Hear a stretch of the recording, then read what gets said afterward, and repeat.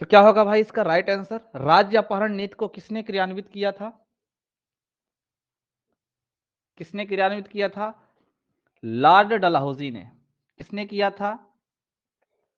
Lord Dalhousie ने। ठीक ना, लॉर्ड डलहौजी ने इसको चालू किया था, राज्य हड़प नीति या राज्य अपहरण नीति।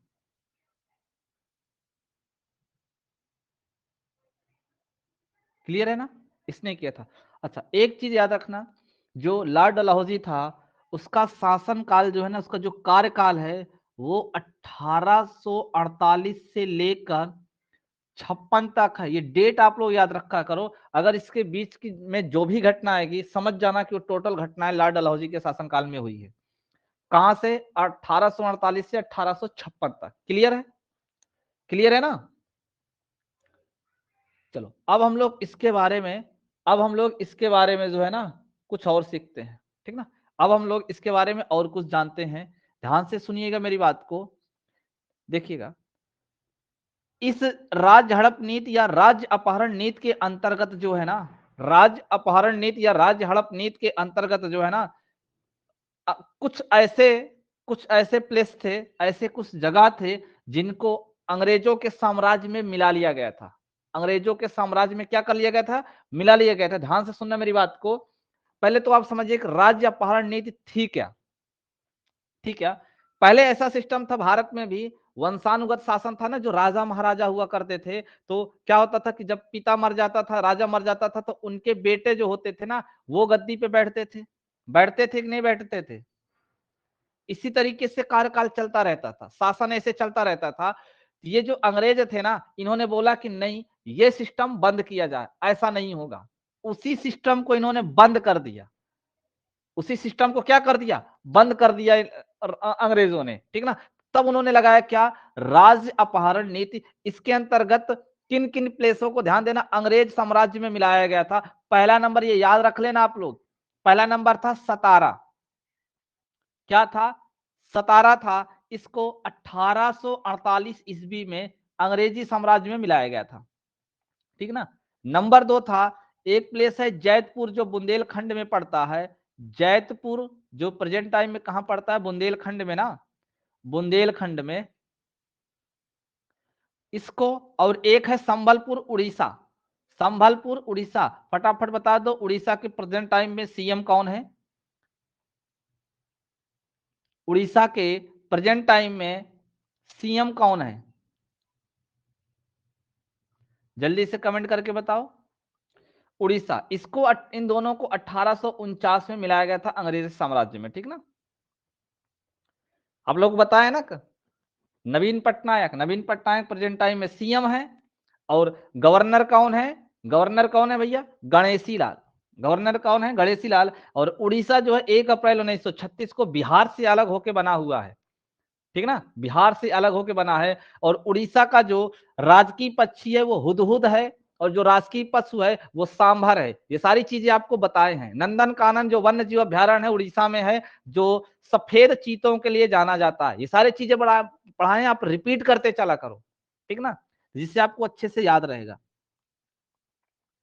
तीसरा नंबर ध्यान देना, एक प्लेस था बघाट। बघाट, इसको, ये जो है हिमाचल प्रदेश में। कहां भैया? हिमाचल प्रदेश में है प्रेजेंट टाइम में। इसको 1850 ईस्वी में मिलाया गया। ठीक ना, आपसे पूछा जा सकता है कि राज्य हड़प नीति के अंतर्गत निम्नलिखित में से कौन सा प्लेस अंग्रेजी साम्राज्य में नहीं मिलाया गया या मिलाया गया? ठीक ना, तो याद रखना। ठीक है, एक था आपका उदयपुर, ये आपका एमपी में पड़ता है। कहां पड़ता है? एमपी में। इसको 1852 ईस्वी में मिलाया गया। ठीक ना, देखो अभी हम, मैं लास्ट में बता दूंगा कौन कौन सा मोस्ट इंपॉर्टेंट इसमें जो पूछा जाता है। झांसी, झांसी को भी अंग्रेजी साम्राज्य में मिलाया गया था इसी राज्य अपहरण नीति के अंतर्गत। झांसी को कब मिलाया गया था? 1853। आपको पता है झांसी उत्तर प्रदेश में पड़ता है ना भैया, उत्तर प्रदेश में। इसको लिखने की जरूरत नहीं है। 1853 ईस्वी में मिलाया गया था। 1853 ईस्वी में मिलाया गया था। 6 नंबर है नागपुर। नागपुर आपको पता है महाराष्ट्र में है। नागपुर कहाँ है? महाराष्ट्र में। ठीक ना, और आपकी महाराष्ट्र की जो है ना एक ये कैपिटल भी है। कैसी कैपिटल है, जरा कमेंट करके बताओ। नागपुर महाराष्ट्र की कैसी कैपिटल है? 1854 में मिलाया गया था, ठीक है ना, 1854 में मिलाया गया था। और भारत में सबसे ज्यादा जो संतरा पाया जाता है ना, वो नागपुर में ही पाया जाता है, ठीक है ना, नागपुर में ही पाया जाता है। बताएंगे महाराष्ट्र की जो राजधानी भी है नागपुर, नागपुर कैसी राजधानी है? कमेंट करके बताओ, ठीक ना, कमेंट करके बताओ। एक राज्य और मिलाया गया था, मैं बता देता हूं, लेकिन वो राज्य हड़प नीति के अंतर्गत नहीं मिलाया गया था। वो था आपका साम्राज्य अवध, थो ना, अवध साम्राज्य था। इस अवध साम्राज्य को राज्य हड़प नीति के अंतर्गत नहीं मिला लिया गया था अंग्रेजी साम्राज्य में। नोट करना इसको, ये 1856 में मिलाया गया। लेकिन जो यहाँ के राजा थे, नवाब थे उस समय, नवाब थे वाजिद अली शाह। कौन थे? वाजिद अली शाह, वाजिद अली शाह, ये नवाब थे। इनके ऊपर कुशासन का आरोप लगाया गया, यानी इनके जो शासन था ना, वो ठीक से ये शासन नहीं चला रहे थे, तो इनके ऊपर कुशासन का आरोप लगाया अंग्रेजों ने और अवध को अपने साम्राज्य में मिला लिया, ठीक ना, अवध को अपने साम्राज्य में मिला लिया। तो यहीं से एक क्वेश्चन बनता है, यहीं से क्वेश्चन बनता है कि अवध का अंतिम नवाब कौन था? अवध का अंतिम नवाब कौन था? तो बताओ भैया, अवध का अंतिम नवाब कौन था? अवध का अंतिम नवाब कौन था? तो यही वाजिद अली शाह था। क्यों? क्योंकि यहां से अवध को खत्म कर दिया जाता है, मिला लिया जाता है अंग्रेजी साम्राज्य में। क्लियर है? बताओ, इतनी सारी चीजें क्लियर है कि नहीं क्लियर है? बताओ फटाफट,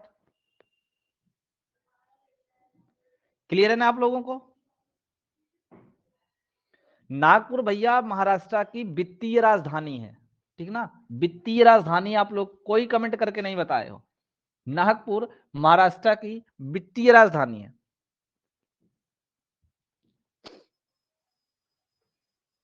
आगे चलें, आगे चलें, यहां तक आपको समझ में आया ना? देखो कौन कौन सा आपसे पूछा जाता है, टिक मारना। सतारा, झांसी, नागपुर, ये तीन के तीनों मोस्ट इंपॉर्टेंट हैं, जो राज्य अपहरण नीति के अंतर्गत एग्जाम में पूछे जाते हैं। सतारा, झांसी, नागपुर, ठीक है ना। मध्य प्रदेश का कौन सा है? उदयपुर। तो ये तीन के तीनों को आपको याद रखना है। क्लियर है? और अवध को मिलाया गया था, लेकिन राज्य अपहरण नीति के अंतर्गत नहीं मिलाया गया था, ये ध्यान देना। किसके अंतर्गत मिलाया गया था? यहाँ के जो नवाब थे वाजिद अली शाह, इनके ऊपर कुशासन का आरोप लगाया गया। उसके बाद इस अवध को अंग्रेजी साम्राज्य में मिला लिया गया, ठीक है ना। तो ये जो वाजिद अली शाह थे, ये ध्यान देना, अवध के अंतिम नवाब थे, अवध के अंतिम नवाब थे। क्लियर है? क्लियर है ना भैया? और ये जो अवध थे ना, अवध राज्य के जो संस्थापक थे, वो थे शहादत खां। संस्थापक थे, संस्थापक कौन थे? शहादत खां, सॉरी शहादत, शहादत खां, ये थे, ठीक है ना। और 18वीं शताब्दी में इस अवध साम्राज्य की स्थापना हुई थी, याद रखना है। आगे बढ़ें, आगे चलें, बताओ जल्दी से। यहां तक की बात क्लियर हुई ना? यहां तक की बात क्लियर हो गई? अच्छा, एक क्वेश्चन आपसे और पूछा जाता है, जानते हैं क्या पूछा जाता है? आप हो सकता है कंफ्यूज हो जाए। फूट डालो और राज करो, फूट डालो और राज करो, फूट डालो राज करो, ये किसकी नीति थी? ये नीति किसकी थी, जरा बताओगे आप लोग? फूट डालो राज करो, यह किसकी नीति थी? फटाफट कमेंट करके बताओ। राज्य अपहरण नीति के बारे में तो हमने बता दिया आपको अच्छे से। फूट डालो और राज करो मतलब राजाओं को एक दूसरे से लड़ा दो, एक दूसरे में फूट डाल दो, और उसके बाद जब अलग हो जाएंगे तो आराम से खुद वहां के राजा बनो, आराम से राज करो, कोई दिक्कत नहीं, ये सब लड़ते रहेंगे। हाँ, ब्रिटिश की तो थी, ये बात तो है, ब्रिटिश की ही थी, ब्रिटिश की ही थी। लेकिन ध्यान देना, ये नीति जो है ना, जब किया गया था, ये उस समय गवर्नर था लॉर्ड कर्जन। कौन था? Lord Curzon. ये लॉर्ड कर्जन की नीति 1905, 1905 में, फूट डालो राज करो, ठीक ना। तो इसीलिए तो बंगाल विभाजन हुआ था, आपको पता है ना। बंगाल विभाजन इसी के अंतर्गत हुआ है, फूट डालो राज करो के अंतर्गत ही हुआ है, बंगाल विभाजित कर दिया गया था 1905। यही फूट डालो राज करो के आधार पे ही बंगाल को अलग किया गया है, अलग देश बना दिया गया। चलो इतनी सी बात हो गई। अब हम लोग थोड़ा सा डलहौजी के बारे में कुछ इंपॉर्टेंट क्वेश्चन और पढ़ लेते हैं। अब यहाँ डलहौजी का नाम आ गया था, तो आप लोग को पता होगा कि भारतीय रेलवे का पितामह या भारतीय रेलवे का जनक किसको बोला जाता है? भारतीय रेलवे का जनक, भारतीय रेलवे का जनक किसको बोला जाता है? देखो अभी भी एक बच्चा बता रहा है करजन को। अरे भाई साहब यहां पे ध्यान से देखो, हमने बताया 1848 से 1856, जबकि भारत में जो पहली रेल चली थी वो 1853 में चली थी। 1853 में तो शासन किसका का था? लॉर्ड डलहौजी का। तो भारतीय रेलवे का जो जनक है ना वो लॉर्ड डलहौजी है। कौन है? लॉर्ड डलहौजी। लॉर्ड डलहौजी। ध्यान देना 16 अप्रैल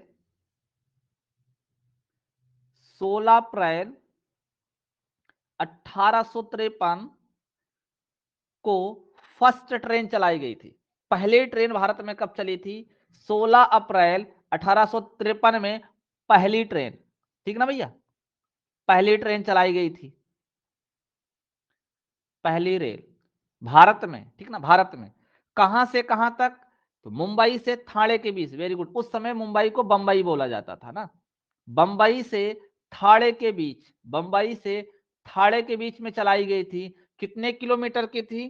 34 किलोमीटर। 34 किलोमीटर की थी। क्लियर ना? 34 किलोमीटर चलाई गई थी इस समय। ध्यान से सुनना, आगे चलते हैं इसी में और कुछ महत्वपूर्ण पॉइंट जानते हैं। ध्यान देना, ये जो 16 अप्रैल है ना, इस 16 अप्रैल, इसी 16 अप्रैल को रेल दिवस मनाया जाता है।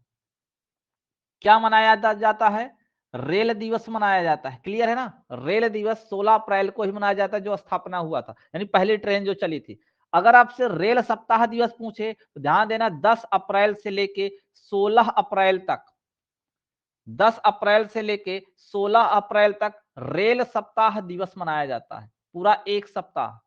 क्लियर है? क्लियर है ना? क्लियर है भैया? चलो ये बात हो गई। जरा मुझे बता दो फिर फटाफट, आप लोग फटाफट एक क्वेश्चन और बता दो।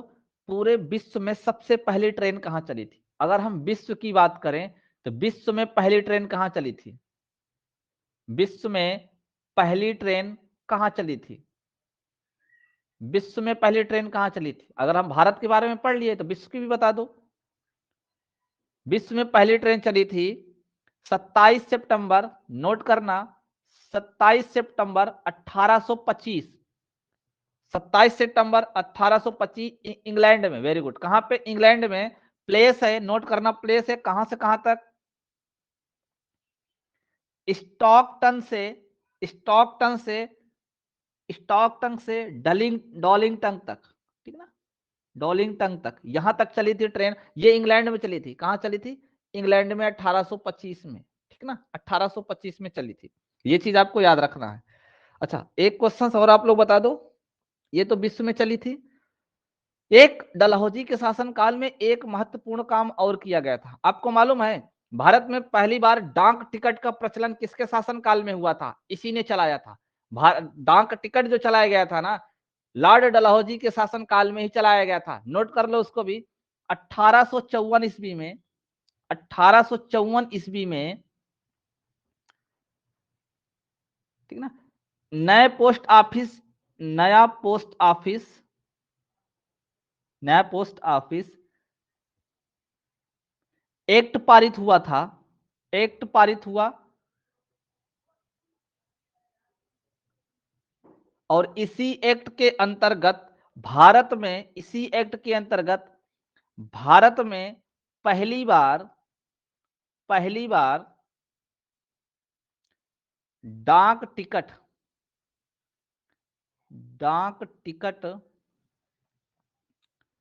का प्रचलन प्रारंभ हुआ, यानी डाक टिकट स्टार्ट किया गया, प्रचलन प्रारंभ हुआ। क्लियर है ना? क्लियर है आपको? क्लियर है? एक क्वेश्चन आता है आपसे, विश्व डाक दिवस कब मनाया जाता है? फटाक से बता दो, आगे चलते हैं नेक्स्ट क्वेश्चन पे। विश्व डाक दिवस कब मनाया जाता है? विश्व डाक दिवस कब मनाया जाता है? जल्दी से बता दो, फिर आगे चलते हैं हम लोग। विश्व डाक दिवस कब मनाया जाता है?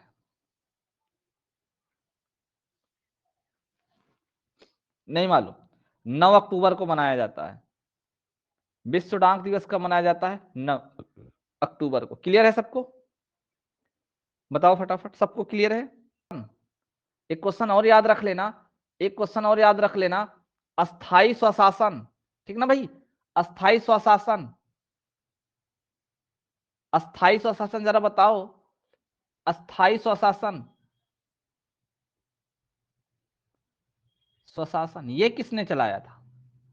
ये किसने चलाया था, मालूम है किसी को? लॉर्ड रिपन ने, कॉर्नवालिस ने, लॉर्ड रिपन ने, ठीक ना? आगे चले।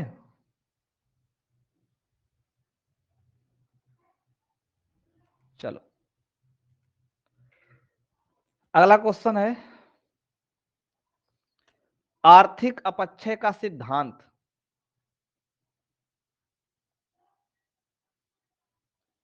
आर्थिक अपक्षय का सिद्धांत किसने दिया?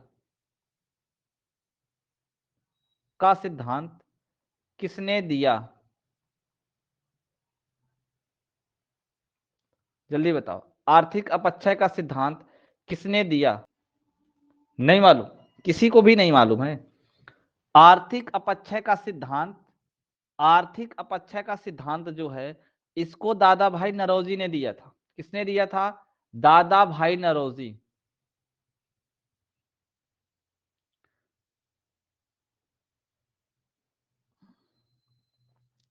अगर आप लोग कांग्रेस का अधिवेशन पढ़े हों, कांग्रेस का अधिवेशन पढ़े हों तो ध्यान देना, कांग्रेस का एक अधिवेशन हुआ था, 12वां अधिवेशन। कौन से नंबर का? 12वां अधिवेशन हुआ था। कब हुआ था 12वां अधिवेशन? ये कब हुआ था? तो 1896।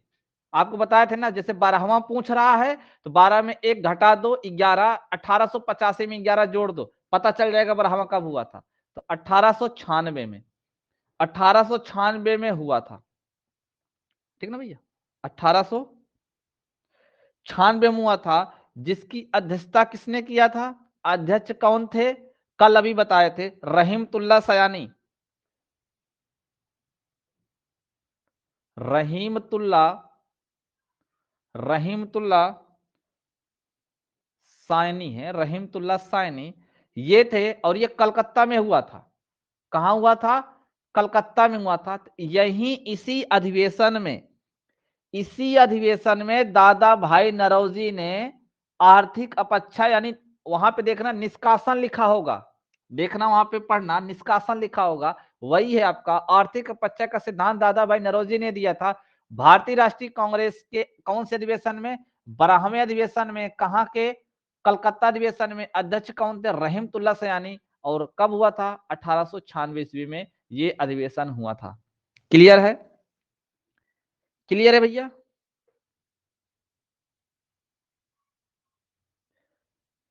दादा भाई नौरोजी से एक चीज याद रखना आप लोग, दादा भाई नौरोजी से क्वेश्चंस आपसे पूछा जा सकता है। दादा भाई नौरोजी जो थे ना, ये ध्यान देना, एक तो आपका सेकंड नंबर जो अधिवेशन हुआ था ना, सेकंड नंबर, यानी 1886 में, 1886 में कहा हुआ था? कलकत्ता में। इसके अध्यक्ष थे, ठीक ना, अध्यक्ष थे। सेकंड अधिवेशन 1886 में कलकत्ता में, इसके अध्यक्ष थे। आपका नाइन्थ नंबर था, नाइन्थ नंबर का था 1893, लाहौर, ठीक है ना, लाहौर, इसके अध्यक्ष थे। यहां पे बेगार प्रथा पे रोक लगाया गया था, ठीक ना, बेगार प्रथा पे रोक लगाया गया था। इस अधिवेशन में बेगार प्रथा पर रोक लगाया गया था, इसके अध्यक्ष थे, ठीक ना। और एक था आपका 22वां नंबर का, ठीक ना, कौन सा नंबर का? 22वां नंबर का था, 22वां नंबर का था, 1906 में था। ये आपके लिए बहुत इंपॉर्टेंट है, 1906 नंबर, कलकत्ता, कलकत्ता में हुआ था, ठीक ना, ये अधिवेशन कलकत्ता में हुआ था। स्वराज शब्द की मांग यही हुई थी ना, स्वराज शब्द कल लिखवाए थे ना, स्वराज शब्द का पहली बार उल्लेख मांग कहां किया गया था, इसी वाले अधिवेशन में हुआ था, स्वराज शब्द की मांग। जबकि पूर्ण स्वराज आप पढ़े होंगे, कब हुआ था, पूर्ण स्वराज कब हुआ था, 29 में, 1929 में पढ़ाए थे ना आपको, 1929 में हुआ था। तो इन तीनों अधिवेशन में ध्यान देना, इन तीनों अधिवेशन में दादा भाई नौरोजी क्या थे, अध्यक्ष थे। क्या थे, अध्यक्ष थे। ठीक ना, क्लियर है ना, याद रखना। अगर आपसे पूछा भी जा सकता है कि दादा भाई नौरोजी भारतीय राष्ट्रीय कांग्रेस के कितनी बार अध्यक्ष रह चुके हैं, तो आप बता दे रहे हैं कितनी बार, 3 बार, टोटल 3 बार हुए हैं, 1886, 1893, 1906। तीनों इंपॉर्टेंट है, तीनों याद करके रखना। हाँ, एक चीज और है, दादा भाई नौरोजी को क्या बोला जाता है, दादा भाई नौरोजी को एक नाम से बोला जाता है, इनका उपनाम है ग्रैंड ओल्ड मैन। तो ध्यान देना, भारत का ग्रैंड ओल्ड मैन किसको बोला जाता है,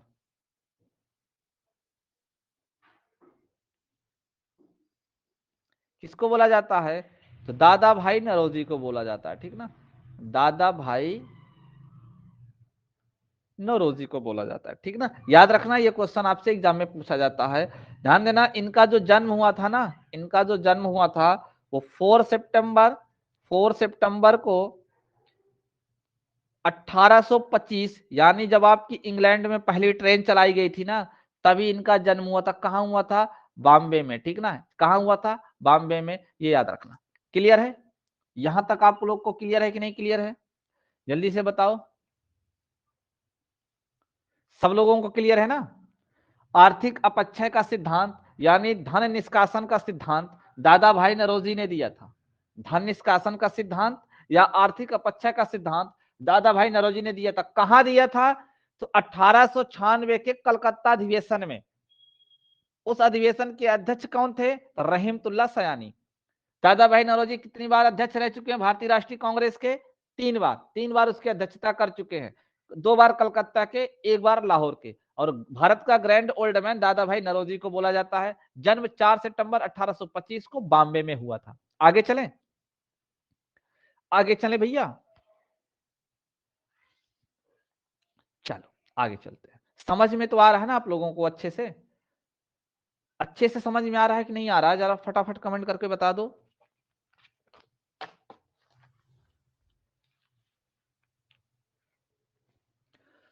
चलो, नेक्स्ट क्वेश्चन है, राज्यसभा राज्यसभा में मनोनीत सदस्यों की संख्या कितनी होती है, मनोनीत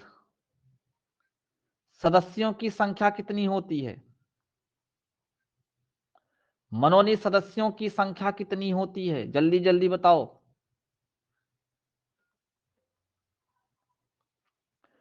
फटाफट आंसर दो। कितने सदस्य जो है ना राज्यसभा में मनोनीत किए जाते हैं, कितने सदस्य राज्यसभा में मनोनीत किए जाते हैं, कितने सदस्य भैया, सिर्फ 2 बच्चों ने आंसर दिया बस 12 में। ध्यान देना, 12 सदस्य जो है ना राज्यसभा में मनोनीत किए जाते हैं, और लोकसभा में कितने किए जाते हैं, 2। लोकसभा में कितने किए जाते हैं, 2। ठीक ना, तो हम लोग लोकसभा में, आप लोग याद कर लेना, अगर पूछा जाए संसद में टोटल, अगर आपसे यह पूछा जाए कि संसद में कुल कितने सदस्य मनोनीत किए जाते हैं ना, तो आप लिख देना 12 + 2, यानी कुल मिला के कितने किए जाते हैं, 14। ये क्वेश्चन याद रखना, अगर पूछा संसद में तो बताना 14, राज्यसभा में 12, लोकसभा में 2। चलो, अब आगे की बात करते हैं भैया। ये जो लोकसभा और राज्यसभा में 12 और 2 सदस्य मनोनीत किए जाते हैं ना, इसको मनोनीत कौन करता है, तो नोट करना, राष्ट्रपति करता है। कौन करता है, राष्ट्रपति करता है। ठीक ना, कौन करता है, राष्ट्रपति मनोनीत करता है। यहां राज्यसभा की बात हो रही है, तो हम लोग राज्यसभा की चर्चा करेंगे। ठीक ना, तो ध्यान देना, ये सदस्य जो राज्यसभा में मनोनीत किए जाते हैं ना, ये राष्ट्रपति के द्वारा किए जाते हैं। और कौन से कौन कौन क्षेत्र के किए जाते हैं, ये भी आपसे एग्जाम में पूछा जाता है। तो ध्यान देना, वो व्यक्ति कला क्षेत्र में होने चाहिए, या साहित्य क्षेत्र में होने चाहिए, या विज्ञान क्षेत्र में होने चाहिए, ठीक ना, या आपका समाज सेवा में होना चाहिए, ठीक है, या ध्यान देना ऐसा व्यक्ति जो सहकारिता सेवा में, सहकारी सेवा में, सहकारिता लिख लो यहां पे, सहकारिता के क्षेत्र में, ऐसा लिखना ज्यादा उचित होगा ना, सहकारिता के क्षेत्र में विशेष ज्ञान या अनुभव वाला होना चाहिए, विशेष ज्ञान या अनुभव वाला होना चाहिए ना, ऐसे व्यक्ति को राज्यसभा में मनोनीत किया जाता है। ये आपको याद रखना है।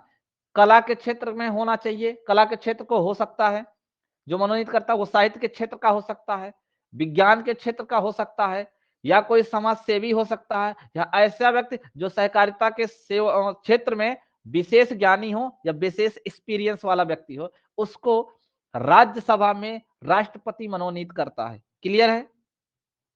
बताओ, क्लियर है?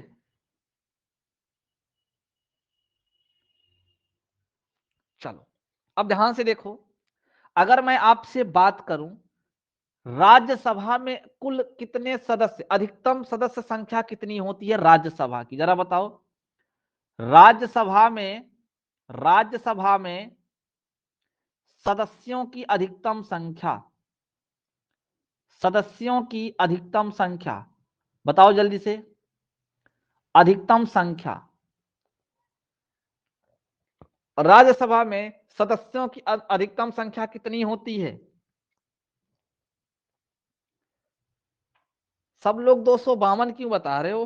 हाँ, 252 क्यों बताते हो? 250 ही बताया करो, क्योंकि बुक्स में 250 ही लिखा हुआ है। आप अच्छे लेवल की बुक्स देख लीजिए, ठीक ना, लक्ष्मीकांत की जो है ना, लक्ष्मीकांत की भी है, उसमें 250 ही लिखा हुआ है, ठीक ना, उसमें भी 250 ही लिखा गया है।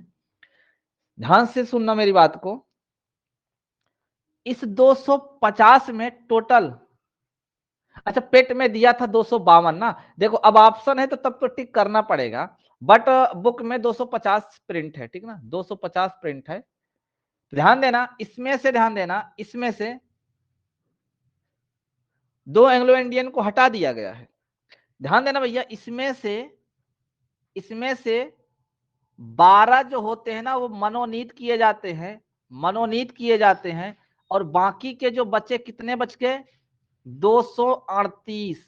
ये 238 जो होते हैं ना ये निर्वाचित होते हैं। कभी कभी एग्जाम में आपसे पूछा जाता है और आप लोग आंसर गलत करके आते हैं कि राज्यसभा में कितने सदस्यों को मनोनीत निर्वाचित किया जाता है। ऐसे सदस्य जो निर्वाचित होते हैं तो टोटल निर्वाचित से ये 238 जाते हैं, 12 किससे जाते हैं? इनका तो राष्ट्रपति चयन करके भेजता है ना। तो ये संख्या आप लोग हमेशा याद रखा करो, ठीक ना, ये संख्या हमेशा याद रखा करो। और आर्टिकल ध्यान देना, ये जो 250 मैक्सिमम संख्या है ना, ये अनुच्छेद 80 के अंतर्गत है। कौन से आर्टिकल के अंतर्गत? अनुच्छेद 80। अनुच्छेद 80 में ये लिखा गया है कि राज्यसभा में सदस्यों की संख्या मैक्सिमम कितनी होगी? 250, जिसमें से 238 निर्वाचित होंगे, 12 क्या होंगे?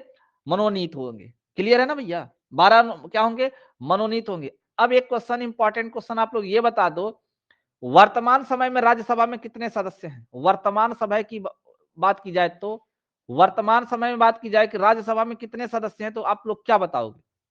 प्रेजेंट टाइम में राज्यसभा, वेरी गुड, 245, 245 सदस्य हैं, जिसमें से 233 आपके निर्वाचित हैं, 233 कैसे हैं? निर्वाचित हैं, और 12 कैसे हैं? मनोनीत हैं। क्लियर है ना? ये आपको याद रखना है। क्लियर है ना?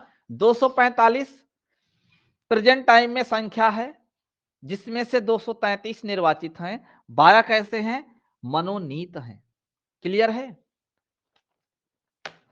क्लियर है ना भैया? यहां से बहुत सारे क्वेश्चंस बता रहे हैं, और जो क्वेश्चंस बता रहे हैं ये सारे क्वेश्चन इंपॉर्टेंट हैं, सबके सब इंपॉर्टेंट है।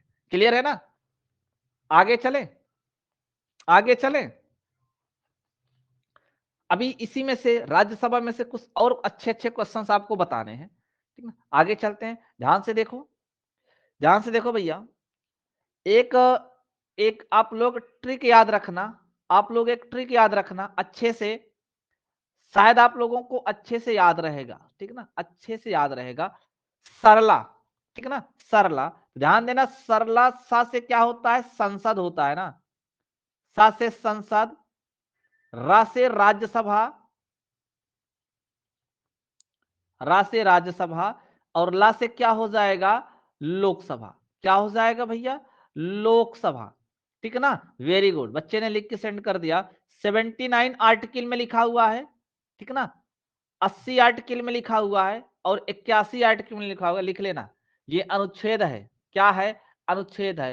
संसद का जो उल्लेख है ना 79 आर्टिकल में किया गया है, राज्यसभा का उल्लेख 80 में किया गया है, और 81 का उल्लेख लोकसभा में किया गया, ठीक ना, सॉरी, लोकसभा का उल्लेख जो है ना 81 में किया गया। क्लियर है ना, ये तीनों याद रखना, नेम याद रखना क्या, सरला। क्लियर है ना, सरला, क्लियर है। चलो बहुत अच्छा, बहुत बढ़िया। और और क्या याद रखना है आपको यहां से, और क्या याद रखना भैया, जो राज्यसभा होता है ना, इसको याद रखना, उच्च सदन भी बोला जाता है, उच्च सदन बोला जाता है, और अस्थाई सदन भी बोला जाता है, ठीक ना, अस्थाई सदन भी बोला। ये जितना वर्ड लिख रहे हैं ना, एक भी फालतू नहीं लिख रहे हैं, ये एग्जाम में पूछे जाते हैं, इसलिए मैं लिख रहा हूं। लोकसभा को निम्न सदन बोला जाता है, और अस्थाई बोला जाता है, अस्थाई बोला जाता है, अस्थाई सदन। एक और बोला जाता है लोकप्रिय सदन, लोकप्रिय सदन, जनता का लोकप्रिय सदन यही है। लोकप्रिय सदन किसको बोला जाता है, लोकसभा को। क्यों, क्योंकि इसके जो सदस्य होते हैं ना, वो जो जैसे पीएम है, तो पीएम को कौन भेजा है, पीएम को कौन भेजा है, जनता भेजी है ना चुन के, जनता चुन के भेजी है ना, इसीलिए उसको क्या बोला जाता है, लोकप्रिय सदन। क्लियर है ना, बताओ यहां तक आप लोगों को क्लियर है।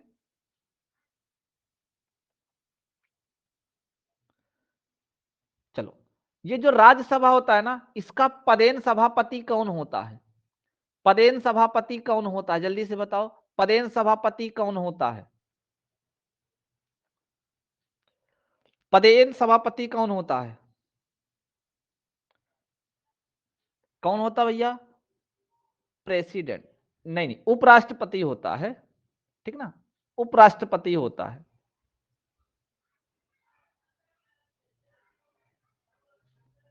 हाँ, उपराष्ट्रपति होता है, ठीक ना, उपराष्ट्रपति जो होता है ना, वो राज्यसभा का पदेन सभापति होता है। जरा बता दीजिए आप लोग, प्रथम उपराष्ट्रपति, प्रथम उपराष्ट्रपति,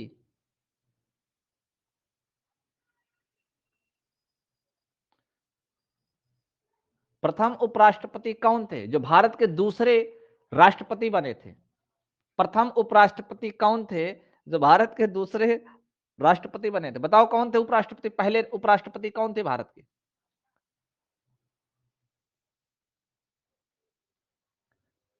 क्या बात है भाई, नहीं पता है क्या आप लोगों को,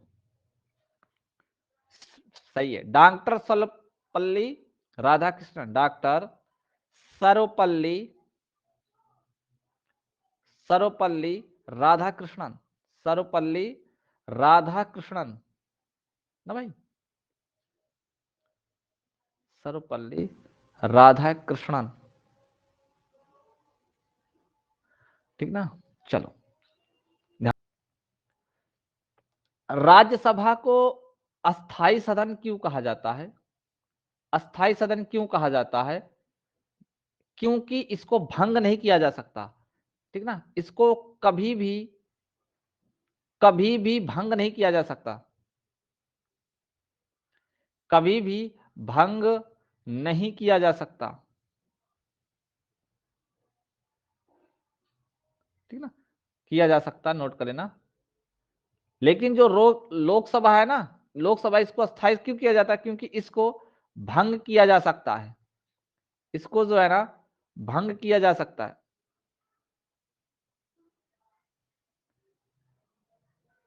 अभी अभी जो आपके विधायक है ना, बीजेपी गवर्नमेंट के विधायक, अभी इस्तीफा देना शुरू कर दे, ऑटोमेटिक जो है भंग हो जाएगी लोकसभा, जो है ना भंग हो जाएगी, सरकार गिर जाएगी आपकी बीजेपी की, ठीक है ना। इसलिए वो इसको अस्थायी सदन बोला जाता है।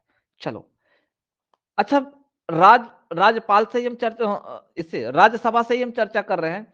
ये बताओ आप लोग, राज्यसभा का पहला सत्र जो है ना कब चालू हुआ था? प्रथम सत्र, प्रथम सत्र बताना है आपका, राज्यसभा का कब स्टार्ट हुआ था? 13 मई 1952, 13 मई 1952 को। कार्यकाल कितना होता है राज्यसभा का? राज्यसभा का कार्यकाल कितना होता है? जल्दी से कमेंट करके बताओ, राज्यसभा का कार्यकाल कितना होता है? राज्यसभा का कार्यकाल कितना होता है? 6 6 बहुत अच्छे, सब लोग कमेंट करके बताओ, राज्यसभा का कार्यकाल कितना होता है? कितना होता है? अगर मैं कहूं कि राज्यसभा के सदस्यों का कार्यकाल कितना होता है, तो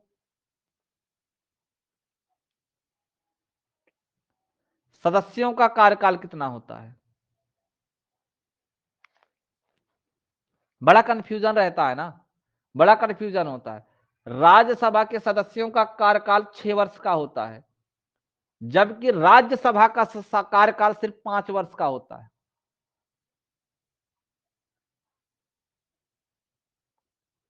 ठीक ना। वैसे इसका, एक मिनट, एक मिनट है, 6 वर्ष, क्योंकि राज्यसभा कभी भंग नहीं होती ना भाई। लोकसभा का कार्यकाल होता है 5 ईयर, लोकसभा का जो कार्यकाल होता है ना वो होता है 5 ईयर। राज्यसभा के सदस्यों का कार्यकाल होता है 6 वर्ष। और ध्यान देना, इसके जो 1/3 सदस्य होते हैं ना, 1/3 सदस्य, कितने सदस्य ये याद रखना, क्योंकि बहुत बच्चे 2/3 याद रखते हैं। 1/3 सदस्य कितने वर्षों बाद जो है ना, कितने वर्षों बाद बदलते रहते हैं? जल्दी से बताओ, सेवा से निवृत्त होते रहते हैं। कितने वर्षों बाद? तो सेवानिवृत्त होते रहते हैं 2 वर्ष बाद। इसके जो है ना, राज्यसभा के जो सदस्य होते हैं ना, वो 1/3 सदस्य जो होते हैं ना, वो हर 2 साल बाद क्या होते हैं? सेवा से निवृत्त होते रहते हैं। क्लियर है ना? सेवा से क्या होते रहते हैं? निवृत्त होते रहते हैं। अच्छा, आप बताओ, प्रेजेंट टाइम में, प्रेजेंट टाइम में राज्यसभा का सभापति कौन है? वर्तमान समय में, वर्तमान समय में, वर्तमान समय में राज्यसभा के सभापति, बताओ जल्दी से कौन है? प्रेजेंट टाइम में राज्यसभा के सभापति कौन है? अभी तक किसी का आंसर नहीं आया। M Venkaiah Naidu, very good, M Venkaiah Naidu, ठीक ना, ये है। अच्छा, ये हो गई बात। जरा मुझे ये भी बता दो, ये भी बता दो, सदन के नेता कौन है? सदन के नेता कौन है? यानी पक्ष के जो नेता बोले जाते हैं, सदन के नेता कौन है? ये आपको भैया याद रखना है, ये सब सारी चीजें। सदन के नेता पीयूष गोयल है, पीयूष गोयल है। राज्यसभा यानी पक्ष के नेता जो है ना वो पीयूष गोयल है। अगर मैं बात करूं विपक्ष के नेता, तो विपक्ष के नेता बात करूं तो विपक्ष के, विपक्ष के नेता की बात करूं कौन है प्रेजेंट टाइम में? राज्यसभा के विपक्ष के नेता कौन है? ये भी रेल मंत्री, देखो पीयूष गोयल भी रेल मंत्री रह चुके हैं, और जो विपक्ष के नेता हैं वो भी रेल मंत्री हैं, यानी पक्ष और विपक्ष दोनों रेल मंत्री हैं। मल्लिका अर्जुन खड़गे, याद है आपको, रेल मंत्री रह चुके हैं मल्लिका अर्जुन खड़गे, मल्लिका अर्जुन खड़गे, ठीक ना, मल्लिका अर्जुन खड़गे। ये जो है ना प्रेजेंट टाइम में राज्यसभा के विपक्ष के नेता हैं, ठीक ना। ये राज्यसभा की बात हो रही है भैया, नहीं तो कुछ और समझ लो, लोकसभा की मैं चर्चा ही नहीं कर रहा हूं। जितने पॉइंट मैं लिख रहा हूं सब राज्यसभा से ही लिख रहा हूं, ठीक ना। अच्छा, एक क्वेश्चन और आप लोग बता दो, एक क्वेश्चन बता दो, फिर यहां से हम लोग चलते हैं न्यू क्वेश्चंस पे। अभी जो नया संसद भवन बन रहा है ना, नया संसद भवन जो बन रहा है, उसमें राज्यसभा के सदस्य की सीट संख्या कितनी होगी, कितने सदस्यों को बैठने की जगह होगी नए संसद भवन में? जल्दी से बताओ,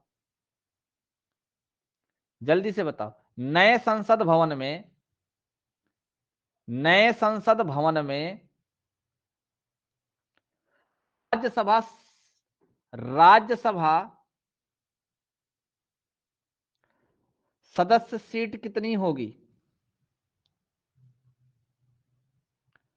कितनी होगी भैया? 1224। 1224 तो टोटल है, 384 राज्यसभा से होगी, लोकसभा से 888 होगी, और अगर कुल की बात कर दिया जाए ना, कुल तो कुल जो बैठने की जगह होगी ना, वह 12 दूनी 24 होगी। इतनी जो है टोटल सीटों की संख्या बनाई जाएगी। 384 राज्यसभा के सदस्यों की सीटें होंगी और 888 लोकसभा के सदस्यों की सीटों की संख्या होगी। ये आपको याद रखना है, ठीक ना, ये आपको याद रखना है। आगे चलें, आगे चलें, आप बताओ, समझ में आ रहा है ना आप लोगों को? अगला क्वेश्चन है आप लोगों का, सुंडा जल डमरू मध्य किसके बीच है? भूगोल से क्वेश्चन है। सुंडा जल डमरू मध्य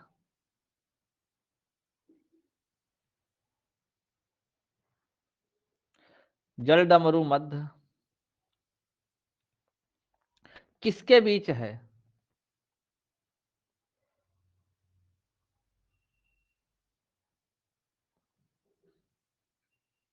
किसके बीच स्थित है ये आपको बताना है, फटाफट कमेंट करो, किसके बीच स्थित है ये सुंडा जल डमरू मध्य?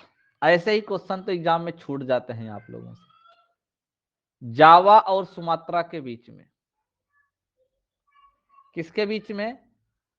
जावा और सुमात्रा, ठीक ना, नोट कर लें इसको, जावा और सुमात्रा के बीच में। सुमात्रा आपका हिंद महासागर में पड़ता है, ठीक ना, हिंद महासागर में पड़ता है। क्लियर है ना? फटाफट आप लोग बता दो।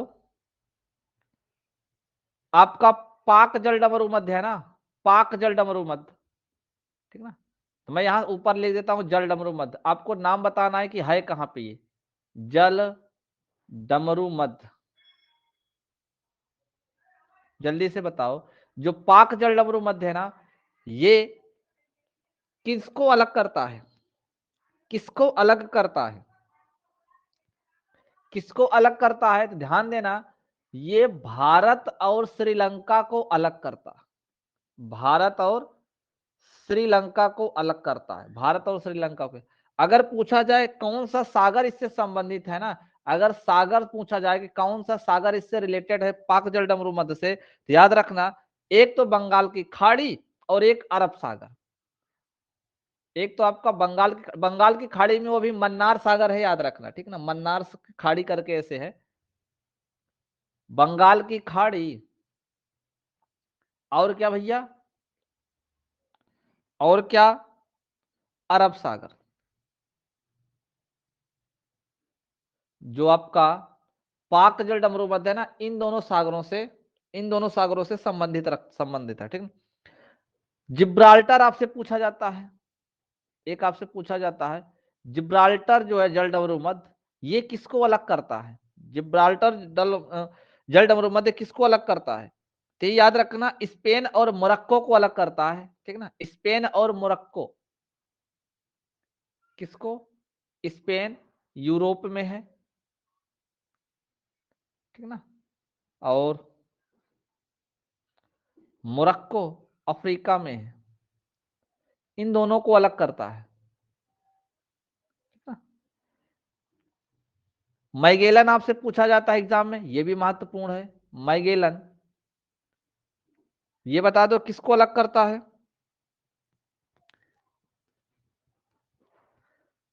प्रशांत महासागर है ना, प्रशांत और दक्षिणी अटलांटिक महासागर को, इन दोनों को अलग करता है, प्रशांत और दक्षिण अटलांटिक महासागर को।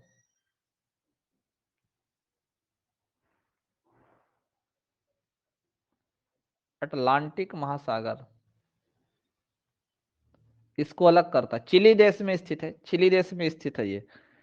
एक आपसे पूछा जाता है बेरिंग, ऐसे क्वेश्चन आप लोग पढ़ते ही नहीं हो, और ऐसे क्वेश्चन आपके एग्जाम में इंटरेस्ट ही नहीं रहता ना पढ़ने का, सबसे बड़ी दिक्कत तो यही है। क्यों भाई, सही बात है ना।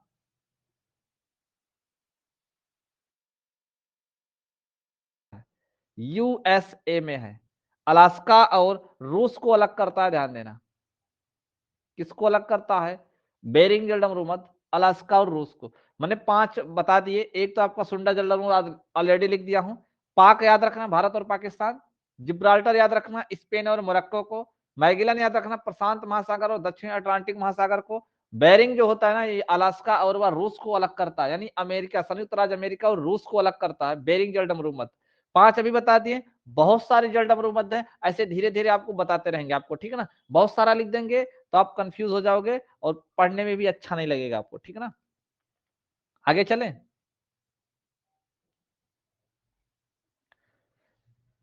ये मैं आपसे पूछता रहूंगा, याद रखना, ठीक है ना। मैं ऐसे मत सोचना कि मैं सिर्फ पढ़ाता ही रहूंगा, आपसे बीच बीच में पूछता रहूंगा। बीच बीच में क्वेश्चंस आते रहेंगे ना, तो मैं आप लोगों से पूछता भी रहूंगा।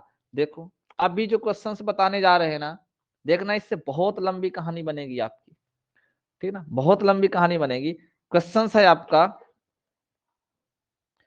अच्छा, एक छोटा सा क्वेश्चन पहले बता देता हूं। राष्ट्रीय आय का आकलन कौन करता है? राष्ट्रीय आय का आकलन कौन करता है? फटाफट कमेंट करो। आरबीआई। सभी बच्चे कमेंट करें, राष्ट्रीय आय का आकलन कौन करता है? ध्यान देना भैया, केंद्रीय सांख्यिकी संगठन करता है। कौन करता है? केंद्रीय सांख्यिकी संगठन करता है। शॉर्टकट में बोले तो सीएसओ। सीएसओ यानी द सेंट्रल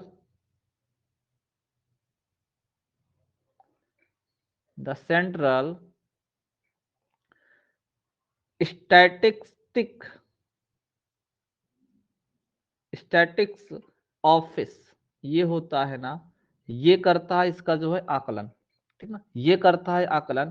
ध्यान देना, इसकी जो स्थापना हुई थी ना, इसकी जो स्थापना हुई थी केंद्रीय सांख्यिकी संगठन की, 2 मई 1951 को, 2 मई 1951 को हुई थी। और इसका जो हेडक्वार्टर है ना, इसका जो हेडक्वार्टर है वो नई दिल्ली में है। कहाँ पे है? नई दिल्ली में। केंद्रीय सांख्यिकी संगठन का जो हेडक्वार्टर है वो नई दिल्ली में है। और प्रेजेंट टाइम में इससे रिलेटेड जो मंत्री हैं, वो ध्यान देना, इस रिलेटेड जो मंत्री हैं वो कौन है? इस संगठन के जो मंत्री हैं वो कौन है? तो नाम याद रखना, राव इंद्रजीत सिंह। राव इंद्रजीत सिंह। इंद्रजीत सिंह। एग्जाम में ये जो पूछा गया ये इंपॉर्टेंट है, और इसका हेडक्वार्टर इंपॉर्टेंट है। ये दो को दोनों आपको याद रखना है परमानेंटली। बाकी मान लो एक दो भूल भी जाते हो तो दिक्कत नहीं है, ज्यादा यही दोनों पूछा जाएगा। कौन करता है और इसका हेडक्वार्टर कहाँ है? केंद्रीय सांख्यिकी संगठन का हेडक्वार्टर कहाँ है? नई दिल्ली में। क्लियर है? क्लियर है सबको?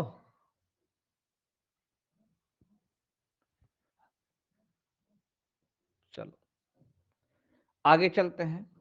अब जो क्वेश्चंस आपसे पूछने जा रहे हैं ना, अति महत्वपूर्ण, इतने सारे क्वेश्चन आपको यहां से बताएंगे, इतने इंपॉर्टेंट इंपॉर्टेंट फैक्ट बताएंगे। सारे क्वेश्चन इंपॉर्टेंट होंगे आपके लिए, ठीक ना। आपके लिए सारे क्वेश्चन इंपॉर्टेंट होंगे, जितना भी उसमें बताएंगे आप लोग सब नोट करना और अच्छे से देखना। क्वेश्चन क्या है?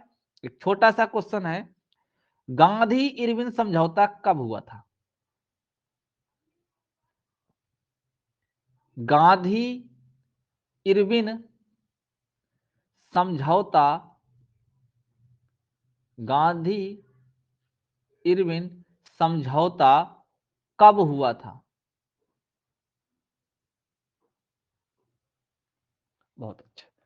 देखिए, हम आप लोगों को सलाह देना चाहेंगे कि जब आप लोग डेट याद रखा करो ना, तो कुछ डेटों को कोशिश किया करो कि उनका दिन और जो तारीख होती है ना, तारीख, मंथ और ईयर दोनों याद रखा करो। तो ये जो हुआ था ना भैया, यह 5 मार्च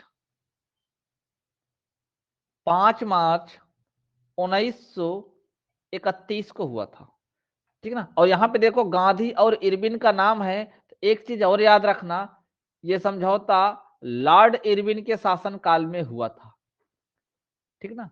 उस समय कौन था? इरविन था, ठीक है ना, इरविन था। महात्मा गांधी और इरविन के बीच कराया गया था। एक पॉइंट आप और आपको याद रखना, ये जो समझौता हुआ था ना, इन समझौता को ध्यान देना, कराने का जो प्रयास किया गया था ना, जो मदद की गई थी ना, वो दो व्यक्तियों का काम था।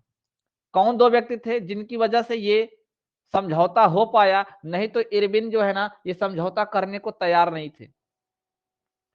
वो दो व्यक्ति थे, तेज बहादुर सप्रू, तेज बहादुर सप्रू, और एक थे आपके, एक आप थे M R Jayakar, M R Jayakar.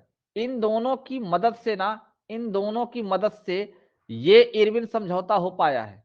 इन दोनों की मदद से यह इरविन समझौता हो पाया है। अब मेरी बात को ध्यान से सुनिएगा, अब आपको यहां से कई सारे पॉइंट याद हो जाएंगे।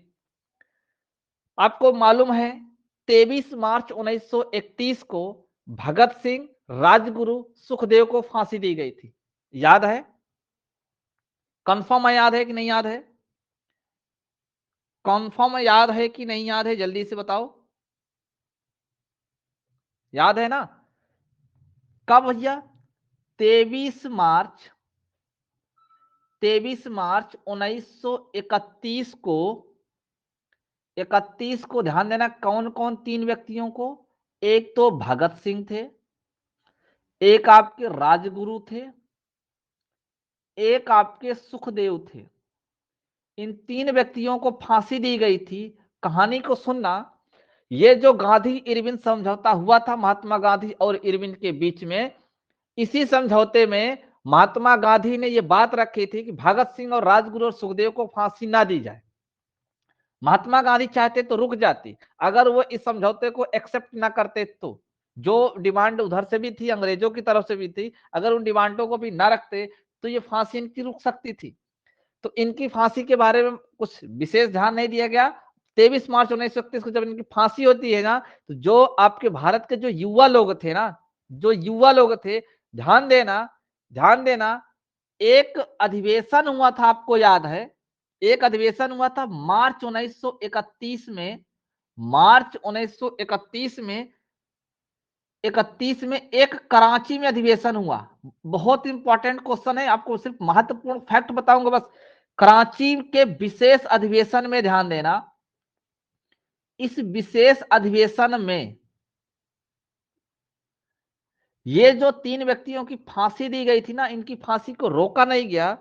इसी अधिवेशन में युवाओं को गांधी जी ने काला झंडा दिखाया था। क्वेश्चन पूछा जाता है, किस भारतीय राष्ट्रीय कांग्रेस अधिवेशन में महात्मा गांधी को काला झंडा दिखाया गया था? यह क्वेश्चन एग्जाम में पूछा गया है, ठीक है ना, याद रखना। तो इसी कराची अधिवेशन में युवाओं ने, यानी भारत की जनता ने महात्मा गांधी को क्या दिखाया था? काला झंडा, ठीक है ना। और कुछ पॉइंट याद करना, और कुछ पॉइंट याद करना भैया। ये जो आपका गांधी इरविन समझौता हुआ था ना, इस समझौते को स्वीकार किया गया था इसी कराची के विशेष अधिवेशन में, ठीक है ना। इसी कराची के विशेष अधिवेशन में ही इस समझौते को क्या किया गया? स्वीकार किया गया। समझौता तो हुआ था, लेकिन इस समझौते को एक्सेप्ट नहीं किया गया था। एक्सेप्ट कब किया गया? एक्सेप्ट कब किया गया था? इस अधिवेशन में, याद रखना। मार्च 1931 में जो कराची का विशेष अधिवेशन हुआ था ना, इसी अधिवेशन में इसको एक्सेप्ट किया गया था। और इसी अधिवेशन में, इसी अधिवेशन में युवाओं ने क्या किया था? युवाओं ने गांधी जी को, गांधी जी को काला झंडा दिखाया था। क्या दिखाया था? काला झंडा। ये आपको याद रखना है। काला झंडा दिखाया था विरोध में। क्यों? क्योंकि महात्मा गांधी इन 3 व्यक्तियों की फांसी नहीं रुकवा पाए थे। ठीक ना? ठीक ना भाई? काला झंडा दिखाया। ओके। और अगर मैं पूछूं इस जो अधिवेशन हुआ था इसके अध्यक्ष कौन थे भैया? अगर मैं आपसे बात करूं अध्यक्षता किसने की थी? इस अधिवेशन की अध्यक्षता किसने की थी? नोट कर लेना, सरदार वल्लभ भाई पटेल। किसने किया था? सरदार वल्लभ भाई पटेल ने। सरदार पटेल ने। ठीक ना? सरदार वल्लभ भाई पटेल ने इस अधिवेशन की अध्यक्षता किए थे जो कराची में हुआ था। बोलो याद रहेगा? बोलो याद रहेगा? फिर से मैं कहानी को रिपीट कर देता हूं। 5 मार्च 1931 को महात्मा गांधी और इरविन के बीच में समझौता होता है। यह समझौता तेज बहादुर सप्रू और एम.आर. जयकर की रिक्वेस्ट पे, बार बार उनके कहने पे होता है। और ध्यान देना इस समझौते के बाद 23 मार्च 1931 को भगत सिंह, राजगुरु, सुखदेव को फांसी दे दी जाती है, जबकि समझौते में यह बात रखी गई थी। और यहाँ पे एक मतलब इनकी फांसी को क्या कर दिया जाता है कि रोका नहीं जाता है। ठीक है ना? फांसी इनको दे दी जाती है। तो इससे जो भारत की जनता थी ना वो बहुत ज्यादा किसमें थी? महात्मा गांधी के विरोध में थी। महात्मा गांधी के विरोध में थी। तो 19 मार्च 1931 को कराची में एक विशेष अधिवेशन होता है। ठीक ना? इसकी अध्यक्षता सरदार पटेल करते हैं। और इस अधिवेशन में 2 काम हुआ। कौन कौन? एक तो गांधी इरविन समझौते को स्वीकार कर लिया गया और एक भारत के युवाओं ने गांधी जी को काला झंडा दिखाया। ठीक है ना? याद रहेगा आपको?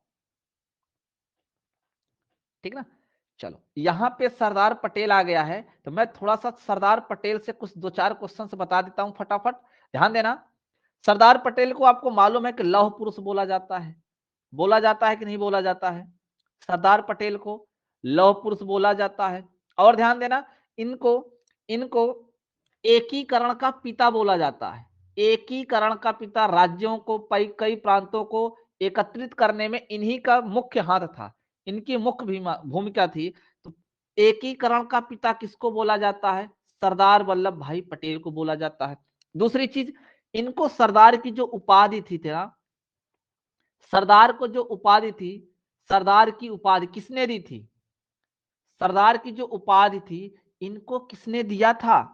तो याद रखना बारदोली की महिलाओं ने। किसने दिया था भैया? बारदोली की महिलाओं ने। बारदोली गुजरात में पड़ता है, एक प्लेस है। बारदोली की महिलाओं ने इनको जो है ना सरदार की उपाधि थी। क्लियर है ना? क्यों उपाधि दी थी? उनका रीजन सुन लो। ये बारदोली कहां पड़ता है? गुजरात में। जून 1925 में, याद रखना, जून 1925 में एक बारदोली सत्याग्रह हुआ था। बारदोली सत्याग्रह हुआ था। ये बारदोली सत्याग्रह रिलेटेड किससे था? सुन लो फटाफट। ये बारदोली सत्याग्रह किसान आंदोलन था, एक तरीके का किसान आंदोलन था। इसमें क्या किया गया था? जो किसान लगान होता है ना, जो टैक्स होता है, किसानों का जो कर होता है, उस पे अंग्रेज सरकार ने 22% की वृद्धि कर दी थी। कितने परसेंट की? 22% की वृद्धि कर दी थी। इसी के विरोध में सरदार पटेल ने बारदोली सत्याग्रह चलाया था। ठीक है ना? इसी के विरोध में, किसानों के पक्ष में सरदार पटेल ने बारदोली सत्याग्रह चलाया था। बाद में जाके यह 22% जो वृद्धि कर दी गई थी इसको घटाकर 6.03% किया गया था। इसी बारदोली सत्याग्रह की जीत के वजह से, बारदोली सत्याग्रह सफल होने की वजह से बारदोली की महिलाओं ने इनको किसकी उपाधि दे डाली? सरदार की उपाधि दे डाली। बात समझ में आई आप लोगों को? बताओ भैया, बात समझ में आई आप लोगों को? याद रखना यह एक प्रकार का किसान आंदोलन था। ठीक ना? किसान आंदोलन था। अच्छे से याद रखना, भूलना मत। ठीक ना? जिस तरीके से मैंने आपको स्टोरी सुनाया उसी तरीके से आप याद भी कर लेना माइंड में कि बारदोली की महिलाओं ने इनको उपाधि दी थी। क्यों दी थी? क्यों? क्योंकि 1925। अच्छा, 1925 से याद रखना भारत में पहली विद्युत ट्रेन चलाई गई थी। 1925 में भारत की पहली विद्युत ट्रेन भी चलाई गई थी। भारत में पहली विद्युत ट्रेन चलाई गई थी क्या भाई? पहली विद्युत ट्रेन पहली विद्युत ट्रेन जो है ना भारत में 1925 में चलाई गई थी। तो इसी 1925 में बारदोली सत्याग्रह हुआ था। बारदोली सत्याग्रह एक किसान आंदोलन था। क्यों किसानों के लगान को अंग्रेज सरकार ने 22% बढ़ा दिया था। इसी के विरोध में सरदार पटेल बारदोली सत्याग्रह चलाते हैं, जिसमें उस लगान को कम करके 6.03% कर दिया जाता है, अर्थात बारदोली सत्याग्रह सफल होता है। उसी की सफलता में सरदार वल्लभ भाई पटेल को सरदार की उपाधि दी जाती है, ठीक ना। और बारदोली है कहां? गुजरात में। बारदोली है कहां? गुजरात में, याद रखना। कहां है भैया? गुजरात में है ये बारदोली। क्लियर है? सबको क्लियर है? यहां तक सबको क्लियर है ना? अच्छे से समझ में आ रहा है कि नहीं आ रहा है? आगे चलते हैं। अभी इससे खत्म नहीं हुआ, क्योंकि ये 1931 बहुत महत्वपूर्ण डेट है, बहुत महत्वपूर्ण ईयर है। इससे बहुत सारे क्वेश्चंस बनते हैं, और कुछ क्वेश्चंस हम लोग यहां से देख लेते हैं। ध्यान देना, ठीक है। ध्यान देना भैया, 1931 में 1931 में एक काम हुआ था, आपको पता है? द्वितीय गोल मेज सम्मेलन, पता है ना? द्वितीय गोल मेज सम्मेलन। इसी गोल मेज सम्मेलन में, एकमात्र गोल सम्मेलन में महात्मा गांधी भाग लिए थे, पता है ना? इसी द्वितीय सम्मेलन में कौन भाग लिया था? महात्मा गांधी। एकमात्र गोल मेज सम्मेलन जिसमें महात्मा गांधी ने भाग लिया, कौन था? द्वितीय। कौन था भैया? द्वितीय। और ये जो महात्मा गांधी भाग लिए थे ना, ये कांग्रेस के प्रतिनिधि के रूप में गए थे। ये भी आपको याद रखना है, कांग्रेस के प्रतिनिधि के रूप में गए थे। किसके रूप में? कांग्रेस की तरफ से गए थे, ठीक है ना। कांग्रेस की तरफ से गए थे। अच्छा, अब एक कंफ्यूजन होती है, मैं आपको बताता हूं। अगर मैं यहीं से पूछूं कि द्वितीय गोल में सम्मेलन किस किस किस वायसराय के शासनकाल में हुआ था, किस गवर्नर के शासनकाल में हुआ था, फटाफट कमेंट करो और पक्का गलत आंसर आएगा आप लोगों को। जल्दी से बताओ, 1931 में जो द्वितीय गोल में सम्मेलन हुआ था, यह किस वायसराय के शासनकाल में हुआ था? फिर आगे की चर्चा हम लोग करेंगे। फट से कमेंट करके बताओ कि ये जो द्वितीय गोल में सम्मेलन हुआ था, यह किस वायसराय के शासनकाल में हुआ था? अभी मैंने बताया कि 1931 में तो इरविन था, लेकिन ध्यान देना, पूरे 1931 में इरविन नहीं था। 1931 बीच में ही ना आ गया था आपका कौन? लिखना, लॉर्ड विलिंगटन। कौन आ गया था? Lord Willingdon. Lord Willingdon. ये जो द्वितीय गोल में सम्मेलन हुआ था ना, यह लॉर्ड विलिंगटन वायसराय के शासनकाल में हुआ था। इसका भी शासनकाल 1931 से स्टार्ट होता है और कहां तक जाता है? 1936 तक। कहां तक भैया? 1936 तक इसका कार्यकाल था, लॉर्ड विलिंगटन था। यानी पूरा का पूरा 1931 तक इरविन नहीं था। इरविन कुछ ही मंथ तक था 1931 में। उसके हटने के बाद कौन आ गया? Lord Willingdon. और लॉर्ड विलिंगटन के शासनकाल में ही ये द्वितीय गोल में सम्मेलन हुआ था। याद रहेगा? याद रहेगा ना? देखो कितना कंफ्यूजन भरा क्वेश्चन है, याद रखना है आपको। चलो आगे चलते हैं। तो हम ये बता रहे थे कि भैया जो महात्मा गांधी थे ना, यह एकमात्र गोल में सम्मेलन में भाग लिए थे। कौन से में? द्वितीय में। द्वितीय में भाग लिए थे बस, ठीक है ना। और कांग्रेस के प्रतिनिधि के रूप में चुने गए थे। और ध्यान देना, इस गोल में सम्मेलन में 3 महिलाएं थी जो महिलाओं का प्रतिनिधित्व कर रही थी। कौन कौन? एक तो सरोजनी नायडू, एक तो थी भाई सरोजनी नायडू। एक दूसरी महिला थी मीराबेन। कौन थी? मीराबेन। और तीसरी थी एनी बेसेंट। ये तीन के तीनों महिला जो है ना, भारतीय महिलाओं के प्रतिनिधि के रूप में गई थी। तो आपसे पूछा जा सकता है द्वितीय गोल में सम्मेलन में कौन कौन महिला के रूप में गई थी? तो सरोजनी नायडू, मीराबेन और एनी बेसेंट। तो भारतीय महिलाओं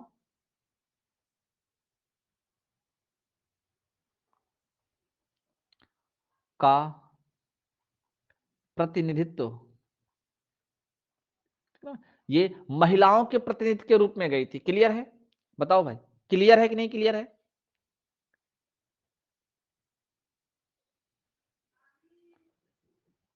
क्लियर है भैया? चलो ठीक है ना। अब ध्यान से सुनना आगे की बात। आगे की बात ये आपको याद रखना है, एकमात्र अधिवेशन में महात्मा गांधी गए थे, ये भी पीछे हो सके तो लिख लेना, एकमात्र अधिवेशन में,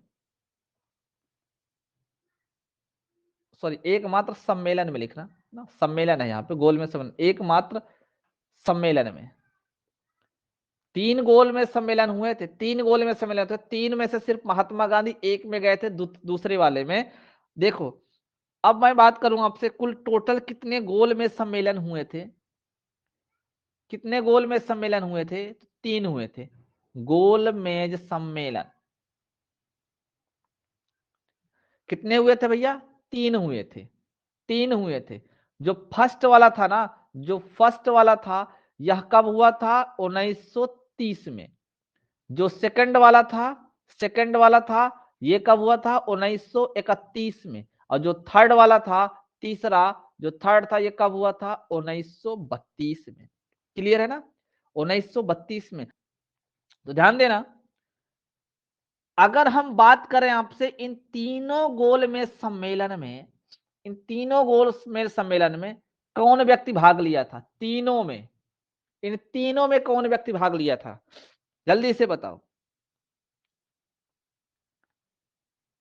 doctor Bhimrao Ambedkar, doctor Bhimrao Ambedkar, doctor Bhimrao Ambedkar. एक व्यक्ति और है, एक व्यक्ति और है जो तीनों गोल में सम्मेलन में भाग लिए हैं, नाम बताना है आपको कौन है, क्योंकि आप लोग सिर्फ भीमराव अंबेडकर को ही याद रखते हैं, और वो भी एग्जाम में पूछा गया है, स्टेट के एग्जाम में ही पूछा गया है, आपके स्टेट के एग्जाम में ही पूछा गया है, अभी नहीं, कुछ साल पहले। भीमराव अंबेडकर के साथ साथ ध्यान देना, एक व्यक्ति थे जिन्होंने इरविन समझौता करवाया था, तेज बहादुर सप्रू। तो याद रखना, तेज बहादुर सप्रू भी तीनों गोल में सम्मेलन में भाग लिए थे। तेज बहादुर सप्रू, सप्रू, ठीक है ना भैया? याद रहेगा, भीमराव अंबेडकर और तेज बहादुर सप्रू, ये दोनों व्यक्ति तीन के तीनों गोल में सम्मेलन में भाग ले चुके हैं। ठीक है? क्लियर है? चलो, एक तो हो गया 1931 से एक प्रसिद्ध घटना और बता दिए, कौन सी? गोल मेज सम्मेलन हुआ था। ठीक है ना?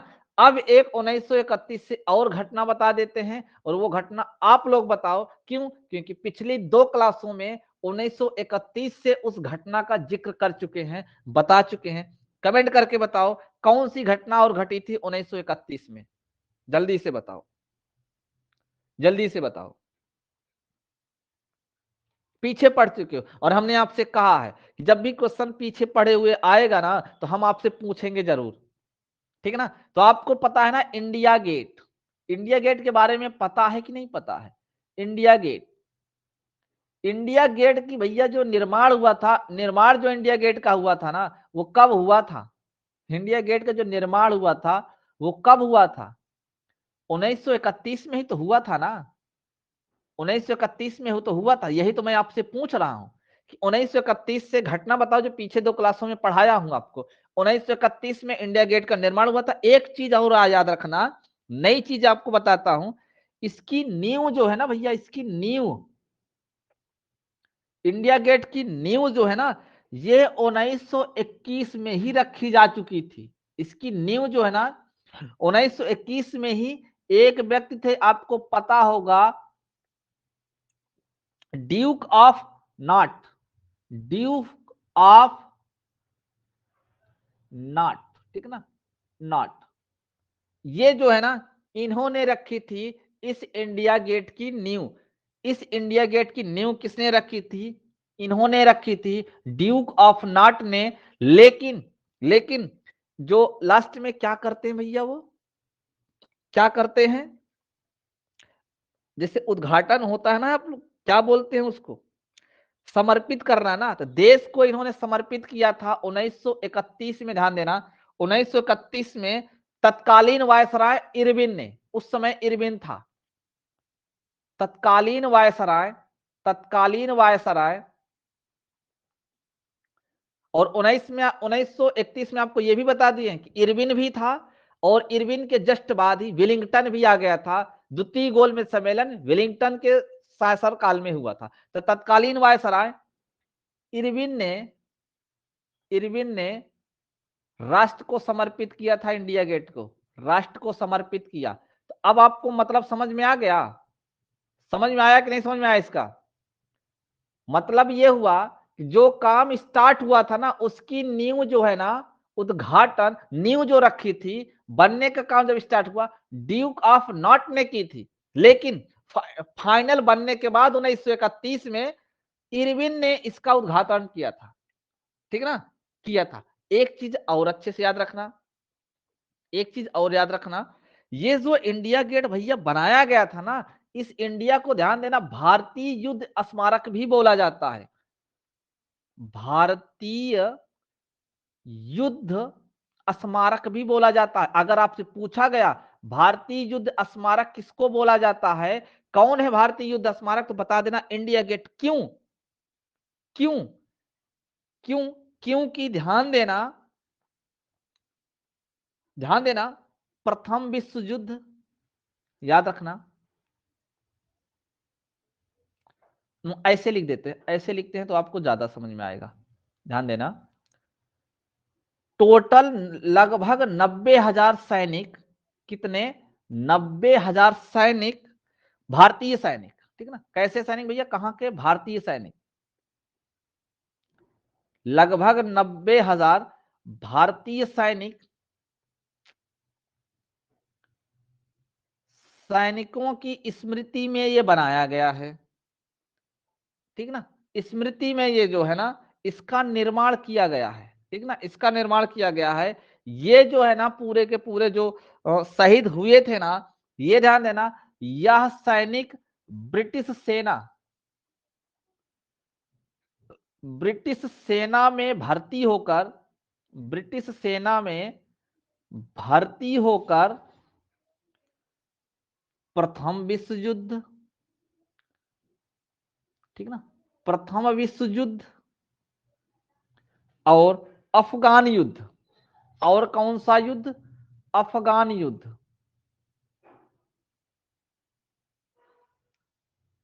अफगान युद्ध में क्या हुए थे? अफगान युद्ध में शहीद हुए थे। उन्हीं की स्मृति में ये इंडिया गेट का निर्माण किया गया है। क्लियर है? याद हो गया? याद हो गया? सिंपल से याद रखना है कि भारतीय सैनिकों के स्मृति में यह बनाया गया है। ये प्रथम विश्व युद्ध और अफगान युद्ध में शहीद हुए थे जो सैनिक, उन्हीं के स्मृति में बनाया गया है। और इंडिया गेट का निर्माण जो ब्रिटिश सरकार थी ना, उन्होंने की थी, याद रखना। अंग्रेज सरकार ने इंडिया गेट का निर्माण किया हुआ है। क्लियर है? क्यों? क्योंकि नींव भी रखी है अंग्रेज वायसराय ने, और उसका उद्घाटन भी अंग्रेज वायसराय ने ही किया है। इसका मतलब इसका निर्माण किसने किया था? ब्रिटिश सरकार द्वारा किया गया था, ब्रिटिश शासकों द्वारा किया गया था। क्लियर है ना? लिखना होगा तो लिख लेना, अंग्रेजी शासकों द्वारा इसका निर्माण किया गया था, अंग्रेजी शासकों द्वारा।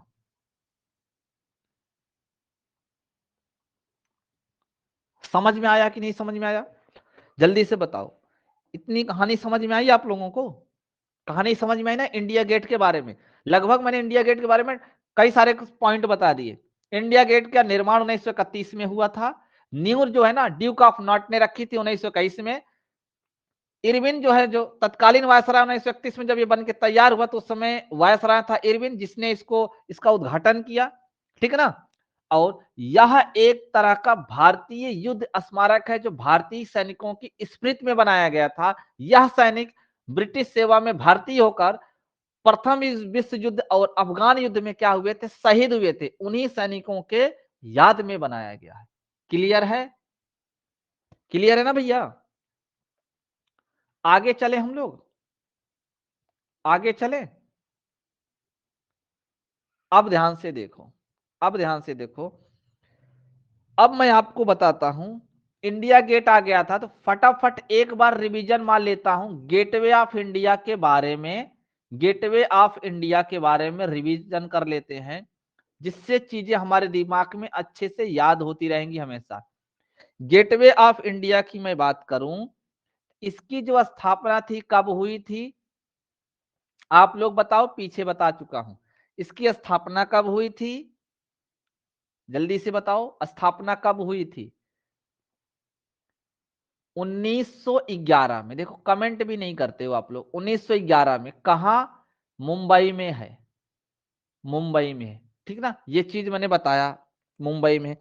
भैया ध्यान देना, ये क्यों किया गया था, मैंने आपको बताया था कि इंग्लैंड के राजा थे, लिखवाया तो नहीं था, लिखवाया तो नहीं था आपको, बट आज मैं लिखवा दे रहा हूं आपको। इंग्लैंड के राजा, इंग्लैंड के राजा कौन थे? जॉर्ज पंचम, जॉर्ज पंचम। और रानी कौन थी? भैया रानी कौन थी? मैरी। रानी कौन थी? मैरी। ध्यान देना, इनकी जो है ना, इनकी भारत यात्रा पर, की भारत यात्रा पर बनाया गया था। भारत यात्रा, भारत यात्रा के पश्चात बनाया गया था। जानते हो क्यों बनाया गया? इनके आने के पश्चात बनाया गया इसलिए क्योंकि ये दो का दोनों व्यक्ति ना भारत में इसी जगह से प्रवेश किए थे। बात समझ में आया ना? भारत में ना इन लोगों ने यही से प्रवेश किया था, मुंबई से एंट्री मारे थे ये लोग। महाराष्ट्र के मुंबई से ये लोग भारत में एंट्री मारे थे। कौन कौन? जॉर्ज पंचम और रानी मैरी। राजा जॉर्ज पंचम और रानी रानी मैरी, ये भारत में प्रवेश किए थे, ठीक ना। यहीं से, यहीं से यह भारत में प्रवेश किए थे, भारत में प्रवेश किए थे। क्लियर है ना? इसीलिए जो है ना गेटवे ऑफ इंडिया बनाया गया, ठीक ना। अर्थात प्रवेश किए, प्रवेश किए मतलब क्या हो गया कि इस इंडिया गेट को देखो हिंदी में लिखेंगे तो क्या लिखेंगे? भारत का प्रवेश द्वार। क्या बोला गया इसको? भारत का प्रवेश द्वार। हिंदी तो यही होती है ना भैया, तो भारत का प्रवेश द्वार। क्लियर है ना? क्यों? क्योंकि ये दो व्यक्ति जो है ना इसी के जरिए से, यहीं से, मुंबई से ही भारत में प्रवेश किए थे। क्लियर है? आगे चलते हैं, आगे चलते हैं। क्विक रिवीजन मारो फटाफट, क्विक रिवीजन मारो फटाफट। 1911 ईस्वी, सारी घटना बताओ आप लोग, जितना मैं पीछे पढ़ाया हूं, क्योंकि पढ़ाने से फायदा नहीं है, आपको याद भी होना चाहिए। 1911 से पीछे जितने मैं घटना बताया हूं ना, एक बार क्विक रिवीजन मारो जल्दी से। पहला घटना, बंगाल विभाजन रद्द हुआ था, याद है ना? बंगाल विभाजन रद्द हुआ था, ठीक ना। बंगाल विभाजन रद्द हुआ, किसके शासनकाल में, किसने किया था? हार्डिंग द्वितीय, हार्डिंग द्वितीय, हार्डिंग द्वितीय ने किया था। वेरी गुड, एक बच्चे ने बताया फर्स्ट बार महिला, ठीक है।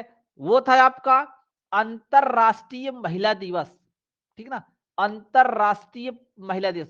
पहली बार, पहली बार अंतरराष्ट्रीय महिला दिवस मनाया गया था। अंतरराष्ट्रीय महिला दिवस, ठीक ना, फर्स्ट बार मनाया गया था कब? 8 मार्च, 8 मार्च 1911 को, ठीक ना, फर्स्ट टाइम मनाया गया था, पहली बार, ठीक ना भाई, फर्स्ट टाइम, ठीक ना, फर्स्ट टाइम मनाया गया था। दूसरी चीज क्या थी? दूसरी चीज क्या थी? दिल्ली राजधानी स्थानांतरित हुई थी, दिल्ली राजधानी स्थानांतरित हुई थी, दिल्ली राजधानी, राजधानी स्थानांतरित हुई थी ना,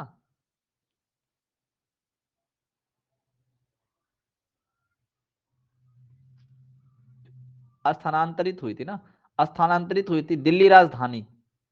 लेकिन बनी कब थी? बनी कब थी? बनी थी 1912 में। याद रखना है, ऐसे आपको पॉइंट जो बीच में आए ना उसको याद करते रहो, तो हार्ड से हार्ड क्वेश्चन आपके दिमाग में आ जाएगा, ठीक है ना। और एक चीज याद है, पहली बार राष्ट्रगान गाया गया था, पहली बार राष्ट्रगान यानी जनगण मन भी गाया गया था। पहली बार राष्ट्रगान भी गाया गया था, ठीक ना, पहली बार राष्ट्रगान भी गाया गया था। कहां गाया गया था? पहली बार राष्ट्रगान गाया गया कहां? तो 1911 में कलकत्ता अधिवेशन में। कहां? कलकत्ता अधिवेशन में। कलकत्ता अधिवेशन में, भारतीय राष्ट्रीय कांग्रेस के कलकत्ता अधिवेशन में अध्यक्ष अध्यक्ष कौन थे? तो पंडित विशन नारायण धर।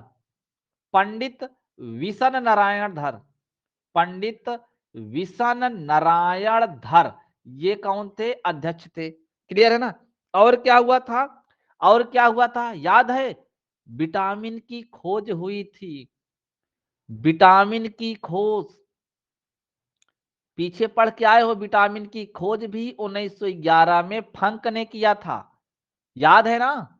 विटामिन की खोज भी 1911 में फंक ने किया था। और एक आप तो गेटवे ऑफ इंडिया तो पढ़ ही चुके हैं। एक आप गेटवे ऑफ इंडिया तो पढ़ ही चुके हैं कि गेटवे ऑफ इंडिया का क्या हुआ था? निर्माण। गेटवे ऑफ इंडिया का निर्माण। क्लियर है ना? देखो 1911 से कितनी महत्वपूर्ण घटनाएं हो गई, सब की सब महत्वपूर्ण है, सारे क्वेश्चन महत्वपूर्ण है। और अंतरराष्ट्रीय जो महिला दिवस है, इसको भी याद रखना कि राष्ट्रीय महिला दिवस कब मनाया गया था? राष्ट्रीय महिला दिवस, राष्ट्रीय महिला दिवस कब मनाया जाता है? राष्ट्रीय महिला दिवस 13 फरवरी को मनाया जाता है। ऐसे याद रखना, सरोजिनी नायडू की जयंती के उपलक्ष्य में, ठीक ना, सरोजिनी नायडू की जयंती के उपलक्ष्य में। ऐसे याद रखोगे ना, ऐसे याद रखोगे ना। भैया बताओ जल्दी से, विश्व बैंक का मुख्यालय कहां स्थित है?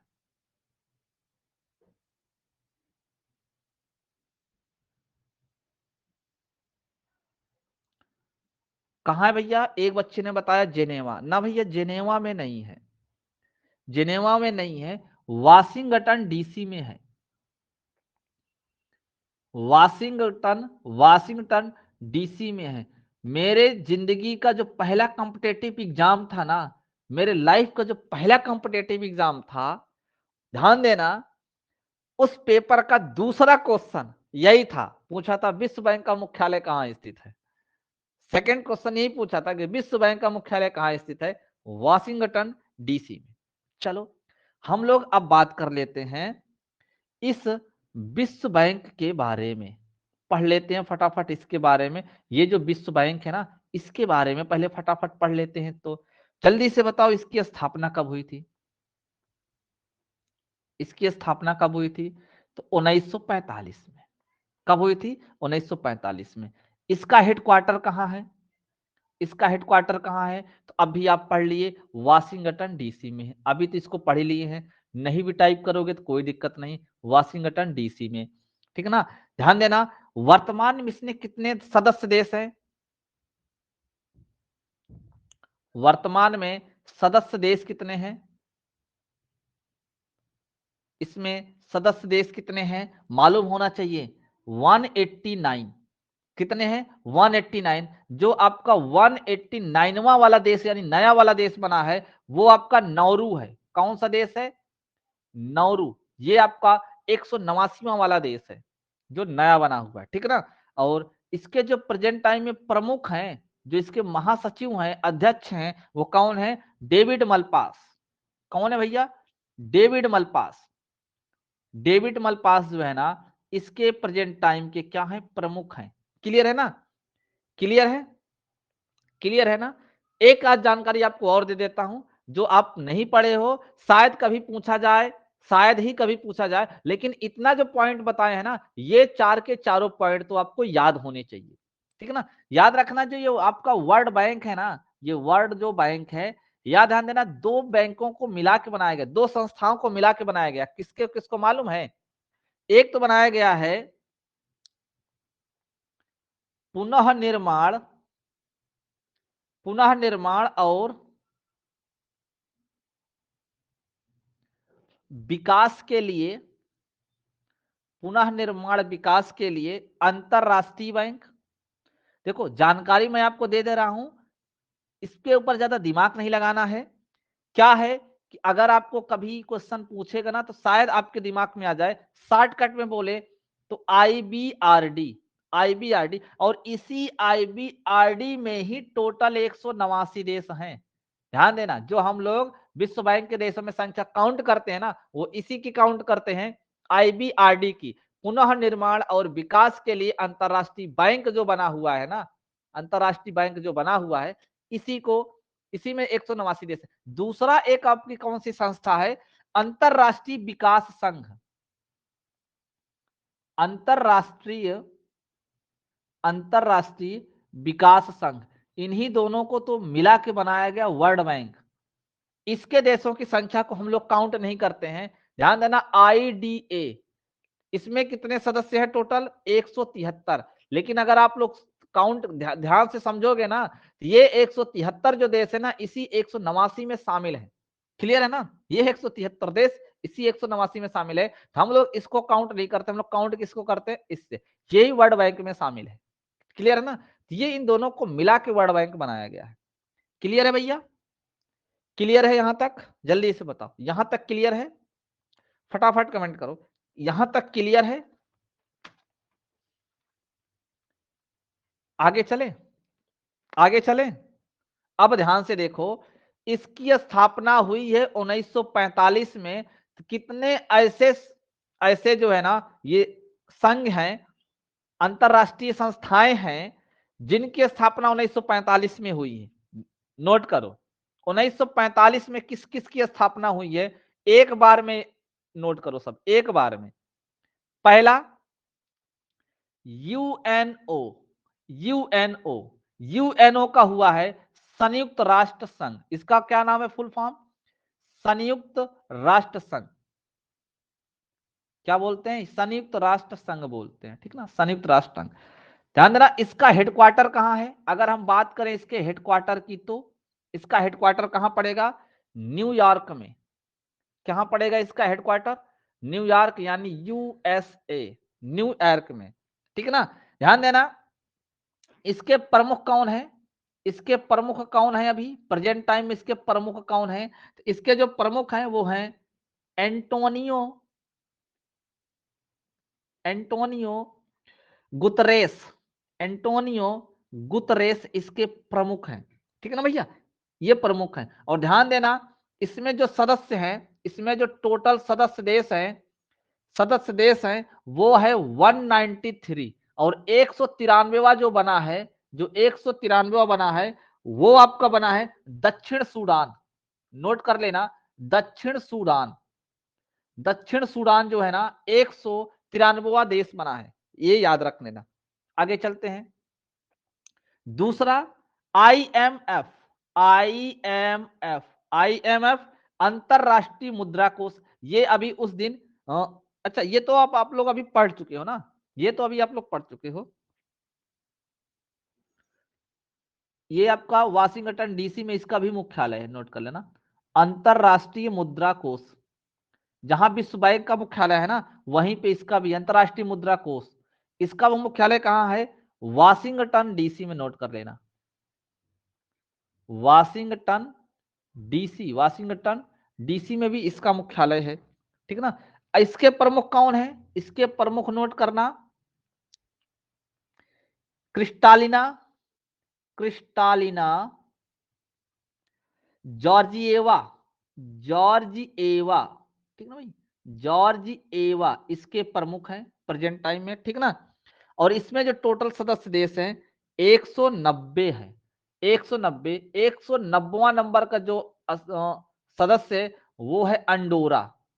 कौन सा देश है, अंडोरा, ठीक ना, ये आपको याद रखना, 190वां नंबर का जो सदस्य है इसका अंडोरा है। और कौन सा भैया बना है 1945 में, FAO, अर्थात खाद्य एवं कृषि संगठन, खाद्य एवं कृषि संगठन, कृषि संगठन। इसका मुख्यालय कहां है, इसका मुख्यालय कहां है, रोम में है ना, रोम इटली में है, रोम इटली में है। आप लोग लाइव हो कि नहीं हो, जरा कमेंट करके बताओ। हाँ, इटली में है, ठीक ना। और इसके जो प्रमुख हैं प्रेजेंट टाइम के, वो है क्यू डोंगियो, ठीक ना, क्यू डोंगियो, ठीक ना। और इसमें जो प्रेजेंट टाइम में जो सदस्य देश हैं वो 197 हैं। कितने हैं भैया? 197 देश इसमें शामिल है टोटल इसमें FAO में। अगर हम बात करें फिर ICJ, यही तो उस दिन एग्जाम में पूछा था, अंतरराष्ट्रीय न्यायालय। उस दिन 28 तारीख के पेपर में यही तो पूछा था कि अंतरराष्ट्रीय न्यायालय का मुख्यालय कहाँ है। अंतरराष्ट्रीय न्यायालय का जो है ना मुख्यालय कहाँ है? तो हेग में है। कहाँ है? हेग। और हेग है कहाँ? तो नीदरलैंड में। कहाँ है भैया? नीदरलैंड में। नीदरलैंड में। क्लियर है ना? और ध्यान देना, इसके जो प्रमुख है ना, इसके जो प्रमुख हैं वो हैं अब्दुल कावी,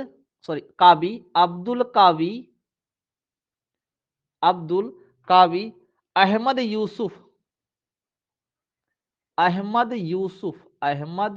यूसुफ इसके प्रमुख हैं। और इसमें टोटल 194 देश हैं। इसके टोटल 194 देश हैं। क्लियर है ना? अब बात करें हम यूनेस्को की।